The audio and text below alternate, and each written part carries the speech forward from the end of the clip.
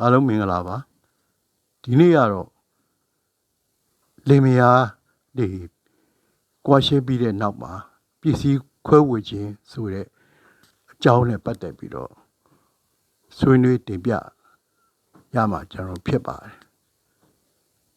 စံစုံစားကံကုန်လို့တွားပြီးတဲ့နောက်ပိုင်းမှာလင်မယားနှစ်ယောက်ကွာရှင်းပြီးနောက်မှာကွာရှင်းတဲ့အမှုမှာတခါတည်းတော့မဟုတ်ဘူးဆိုလို့ရှိရင်ကွာရှင်းပြီးကမှပစ္စည်းနဲ့ပတ်သက်ပြီးတော့ဘယ်လိုခွဲဝေရမလဲဆိုတဲ့အကြောင်းကိုဒီနေ့တင်ပြတဲ့နေရာမှာမြန်မာဗုဒ္ဓဘာသာကိုးကွယ်သူများနဲ့ပတ်သက်ပြီးတော့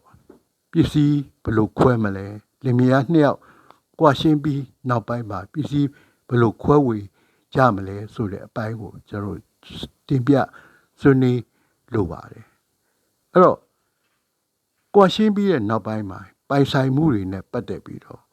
ဘယ်လိုပုံခွဲဝေကြမလဲဆိုတဲ့နေရာမှာအချက်၃ချက်ကျွန်တော်တင်ပြလိုပါတယ်တစ်ကတော့နှုတ်သဘောတူကွာရှင်းတယ်ကွာရှင်းတဲ့အခါမှာပစ္စည်းခွဲဝေလိုမှုကိုဘယ်လိုလုပ်မလဲဘယ်လိုခွဲမလဲ partition လုပ်မလဲဒုတိယအချက်ကတော့အိမ်တော်ရေးပြည့်မှုကြောင့်ကွာရှင်းတယ်ဆိုရင်အိမ်တော်ရေးပြည့်မှုဆိုတာတာမန်အိမ်တော်ရေးပြည့်မှုနဲ့ကြီးလေးသောအိမ်တော်ရေးပြည့်မှုဒီနဲ့ကျွန်တော်ကျุလို့နဲ့ခင်မုန်းတဲ့ရဲ့အပေါ်မှာပစ္စည်းခွဲဝေလိုမှုနဲ့ပတ်သက်ပြီးတော့ဘယ်လိုခွဲဝေကြမလဲဆိုတဲ့အပိုင်းရဲ့တတိယအချက်ကပါရင်ပစ္စည်းလက်ထက်ပွားပစ္စည်းတွေပါလာမယ်ဆိုလို့ရှိရင်အဲ့ဒီပစ္စည်းခွဲဝေလိုမှုကိုဘယ်လိုခွဲဝေရမလဲဆိုတဲ့အပိုင်းကိုအပိုင်း၃ပိုင်းနဲ့ကျွန်တော်ခွဲဝေထားတယ်ဆိုတာကိုတွေ့ရပါတယ်မြန်မာဗုဒ္ဓဘာသာဓလေ့ထုံးတမ်းဥပဒေမှာကျွန်တော်တွေ့ရပါတယ်တယောက်နဲ့တယောက်သဘောတူကွာရှင်းတဲ့ကိစ္စမှာတော့ဒါဆိုရင်တော့ပစ္စည်းခွဲဝေပေးစေလိုမှုမှာရှင်းလင်းပြီးကျွန်တော်တို့ဖြစ်ပါတယ်ဒီပစ္စည်းနဲ့ပတ်သက်ပြီးတော့နှစ်ဦးသဘောတူကွာမယ်ဆိုလို့ရှိရင်တော့50တယောက်တော့ခွဲဝေယူရမယ်ဆိုတဲ့လမ်းညွှန်ချက်တွေစီရင်ထုံးတွေကကျွန်တော်တို့ရှိပါတယ်အဲ့တော့တရားရုံးမှာကွာရှင်းခွင့်တောင်းပြီးတော့ကွာရှင်းခွင့်ရတဲ့နောက်ပိုင်းမှာပစ္စည်းခွဲဝေပေးစုလူမှုဆောင်ရွက်မှာကျွန်တော်တို့ဖြစ်ပါတယ်အဲ့ဒီအချက်နဲ့ပတ်သက်ပြီးတော့တင်ပြလိုတဲ့အဓိကအချက်ပါပဲမြန်မာနိုင်ငံနဲ့နိုင်ငံဒီတော်တော်များများမှာပစ္စည်းခွဲဝေတဲ့အခါမှာတယောက်တစ်ဝက်50ဒီလိုခွဲဝေတဲ့ညီတူညီမျှခွဲဝေခြင်းကိုကျင့်သုံးရတယ်ဆိုတာဟာတွားပြီးတော့တွေ့ရပါတယ်အဲ့တော့အဲ့လိုခွဲဝေမဲ့ပစ္စည်းတန်ဖိုးဖြတ်တဲ့နေရာမှာဘယ်နည်းပေါက်ဈေးနဲ့ဖြတ်ရမလဲအရင်တော့ပေါက်ဈေးလားကားနဲ့ပေါက်ဈေးလား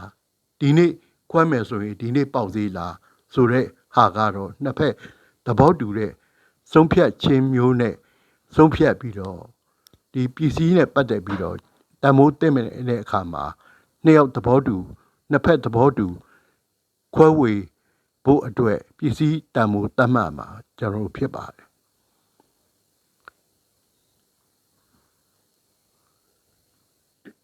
အိမ်အောင်စုမှာလေရမရဲ့အိမ်အောင်စုမှာကလေးရှိတယ်ဆိုလို့ရှိရင်တော့တစ်ယောက်ရှိနှစ်ယောက်ရှိသုံးယောက်ရှိအဲ့ကလေးနဲ့ပတ်သက်ပြီးတော့ကလေးကိုယူသွားတဲ့မိခင်လည်းဖြစ်မယ်ဖခင်လည်းဖြစ်မယ်ဖြစ်ရင်လည်းဖြစ်မယ်အဲ့ကလေးကိုထိမ့်သိမ်းဖို့အတွက်ယူသွားတဲ့မိဘကတော့ပစ္စည်းတွေနဲ့ပတ်သက်ပြီးတော့သူဟာတယောက်တစ်ဝက်ဆိုတဲ့ပုံစံမျိုးမဟုတ်ဘဲနဲ့ပို့ပြီးတော့ပေးတာရှိတယ်ပို့ပေးတဲ့ ပိုထက်ပေးတဲ့အနေအထားမျိုးအလေးထားမျိုးရှိတယ်ဆိုတာကိုကျွန်တော်လက်တွေ့ဒီမြန်မာဒလိထုံးတန်းအိမ်အောင်စုတွေကွာရှင်းတဲ့နေရာမှာတွားပြီးတော့ကျွန်တော်တို့တွေ့ရပါတယ်အဲ့တော့အဲ့ဒါကျွန်တော်တို့ခွဲဝေမဲ့အပိုင်းအဲ့တော့ခွဲဝေရုံတင်မဟုတ်ဘူးဘာတာဝန်ထမ်းဆောင်ရသေးတယ်ဆိုတော့အဲ့ကွာရှင်းတဲ့လင်မယားတယောက်ကအကျွေးဆက်เสียပေးเสียရှိတာတယ်ဆိုလို့ရှိရင်မယားက90လင်းက90လင်းက90မယားက90တယောက်တစ်ဝက်ပေးရတဲ့အနေထားမျိုးကျွန်တော်တို့ရှိပါတယ်အဲ့တော့အဲ့ဒီဟာကြီးနဲ့ပတ်သက်ပြီးတော့ကျွန်တော်တို့တရားရုံးများအတွေ့အကြုံရပြောမယ်ဆိုလို့ရှိရင်တော့တမန်အိမ်တော်ရေးပြမှုအပေါ်မှာလင်မယားကွာရှင်းမယ်ဆိုရင်တော့တယောက်တစ်ဝက်ကြီးလေးတဲ့အိမ်တော်ရေးပြမှုအပေါ်မှာမူတည်ပြီးတော့ပစ္စည်းခွဲမယ်ဆိုလို့ရှိရင်တော့အိမ်တော်ရေးပြမှုကျူးလွန်သူကြီးလေးတဲ့အိမ်တော်ရေးပြမှုကျူးလွန်သူလင်သွမို့မယားဟာတပြားမှမယားရှိတော့ဘူးဆိုတာကိုစီရင်ထုံးများအရာတွားပြီးတော့ကျွန်တော်တို့တွေ့ရတယ်နောက်တစ်ခါအဲ့လိုပစ္စည်းခွဲဝေတဲ့နေရာမှာတရားမဇာတိမှုတွေမှာခင်မွန်းမပါဘဲနဲ့တဦးတယောက်ထဲကနေပြီးတော့ငွေချီးတယ်ဘန်ကပဲချီအယတ်သူအယတ်သားငွေချီးတဲ့လူကရှီကပဲချီချင်းကျင်တဲ့လူရှီကနေပြီးတော့ချီပြန်ဆက်ဖို့လိုတဲ့အခါမှာပြန်မဆက်လို့အဲ့ငွေထုတ်ပေးတဲ့လူကနေပြီးတော့ဘန်သုံးမဟုတ်ပုဂ္ဂလိကလူတယောက်ကနေပြီးတော့တရားစွဲမယ်ဆိုလို့ရှိရင်လင်းတယောက်တည်းတို့မယားတယောက်တည်းကိုတရားစွဲမယ်ဆိုလို့ရှိရင်အဲ့တရားစွဲဆိုနေတဲ့အချိန်တော့မဟုတ်ဘူးဆိုရင်အမှုပြီးဆုံးသွားတဲ့အချိန်မှာအဲ့ခင်မွန်းတဲ့တိတ်ဆုံးသွားလို့ရှိရင်ကြံတဲ့လူကနေပြီးတော့အကုန်လုံးအပေါ်မှာပိစက်เสียမလိုပဲနဲ့တဝက်တာနဲ့ပိစက်မယ်ဆိုတဲ့လမ်းညွှန်စီရင်ထုံးတွေကလည်းရှိပြန်လေရောအဲ့တော့ခင်မွန်းတဲ့ရဲ့အစုကိုခြံလက်ပြီးတော့တနည်းအားဖြင့်